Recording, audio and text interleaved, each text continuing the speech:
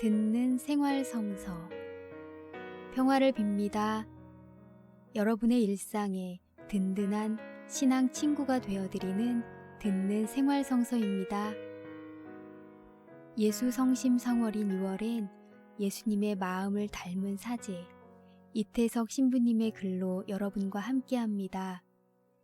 오늘은 그 네 번째 이야기 친구가 되어주실래요? 로 여러분을 초대합니다.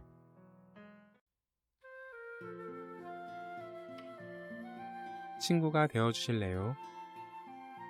수단에 오기 전까지 성모님에 대한 남다른 신심도 없었고 특별히 성모님께 도움을 청하거나 전구를 부탁한 적도 그렇게 흔치 않았다. 그런데 이곳에서 지내다 보니 내 자신이 조금씩 그분과 가까워지고 있음을 느끼게 되면서 그분이 늘 옆에 계신 친구 같고 엄마 같다는 것을 느낄 수 있게 되었다. 이곳의 내전 중에 많은 이들을 괴롭히던 안티놉이라는 놈이 있었다.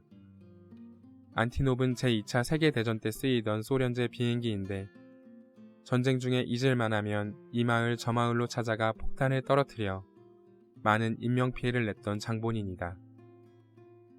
굉장한 소음을 내는 그 비행기의 묵직한 금소금이 주는 공포는 겪어보지 않은 사람은 모른다. 몇십 킬로미터 떨어진 먼 곳에서부터 그 소리가 들리기 시작해서 점점 가까이 다가와 사람들의 피를 말려버린다. 비행기가 그냥 지나쳐 가버리면 다행이지만 철커덕 하는 소리와 함께 그놈이 다시 방향을 틀어 되돌아오는 날에는 온 마을은 아비규환이 된다. 이곳 사람들의 이런 엄청난 아픔을 위로라도 하듯 도움이신 성모님의 도움이 역사한 사건이 이곳 톤지에서 일어났다.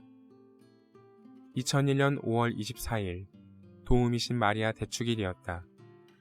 그의 처음으로 준비를 해서 치렀던 성모상의 행렬이 있었던 날이었다. 모든 신자들은 아름다운 들꽃으로 장식된 성모 마리아의 성상을 모시고 마을을 한 바퀴 돌며 행렬을 벌이고 있었다. 행렬이 정확히 마을 중심부에 다다랐을 때 그 무시무시한 안티놉의 소리가 들리기 시작했다. 그 순간 즉시 행렬은 정지되었고 모든 사람들은 약속이라도 한 듯 걸음을 멈추고 그놈의 소리를 따라가고 있었다. 마을을 그냥 지나가는 듯 하던 그놈이 철커덕 소리를 내며 방향을 틀어 다시 마을 쪽으로 돌아왔다. 그들은 여느 때처럼 고함을 지르며 숲속으로 도망을 쳐야 마땅했건만 그날은 그럴 수가 없었다. 성모상을 내팽개치고 도망갈 수는 없었기 때문이다. 사람들은 성상을 모시고 마을의 신장로 양쪽으로 갈라져 그냥 땅바닥에 엎드리기 시작했다. 물론 성모상은 엎드릴 수가 없었다. 아니, 엎드리지 않고 당당히 서서 이 사람들의 아픔을 바라보며 어떻게 도와줄 수 있을까 하고 고민을 했는지도 모른다. 그날 무려 14개의 폭탄이 떨어졌다. 그런데 이상하게도 마을 중심부로 떨어지던 폭탄들이 마치 강한 바람에 날리듯이 이상한 힘에 의해 마을 바깥쪽으로 밀려 모두 숲속으로만 떨어지고 말았다. 이 신비스러운 광경을 목격한 모든 사람들은 그것은 분명히 도움이신 마리아께서 행하신 기적이었다는 것을 믿을 수밖에 없었고 땅바닥에서 일어나 기쁨과 감사의 눈물로 행렬을 계속했다. 그것이 계기가 되어 매년 5월 24일 도움이신 마리아의 축제 행렬이 마을 전체의 큰 행사가 되었다. 이곳에서 지내다 보면 고통받는 이들에 대한 성모님의 관심과 사랑이 얼마나 특별한지를 저절로 알 수 있게 된다. 이제는 성모님을 빼놓고 수단을 이야기할 수가 없게 되었다. 이곳의 어려움과 이곳 사람들의 가난과 고통이 성모님께서 이곳을 더더욱 사랑하시고 도와주시는 이유라는 것을 알기 때문이다.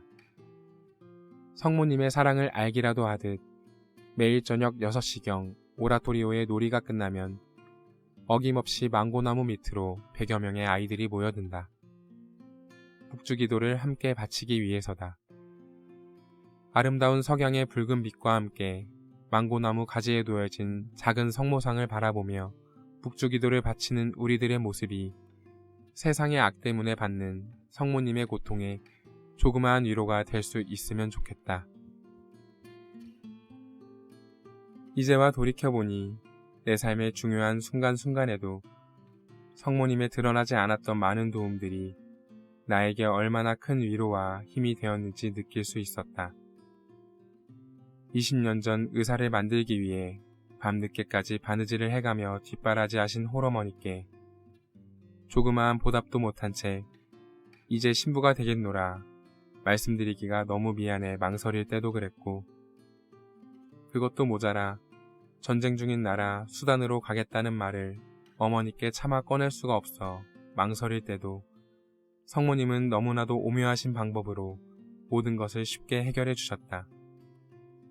지난날 나 자신이 이곳 남부 수단으로 오기로 결정했다고 생각했지만 지금 생각해보면 나를 이곳으로 불러주신 실제 장본인은 바로 성모님이 아닌가 싶다.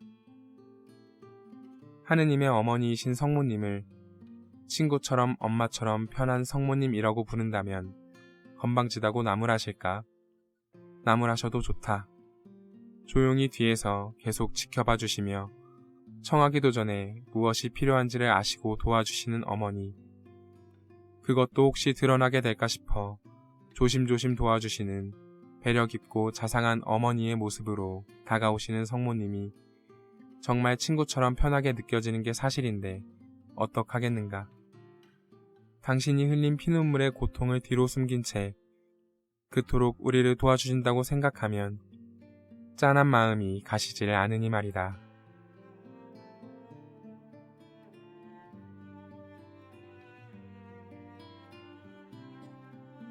남수단 톤지에서 어려운 순간마다 성모님의 도움을 체험하신 이태석 신부님은 성모님이 정말 편한 친구처럼 느껴진다고 하십니다. 여러분 곁에도 언제라도 친구처럼 기댈 수 있는 성모님이 계시다는 것 늘 기억하세요. 그리고 이태석 신부님은 여러분에게 이렇게 말씀하고 계시지 않을까요? 당신도 누군가에게 성모님 같은 친구가 되어주실래요?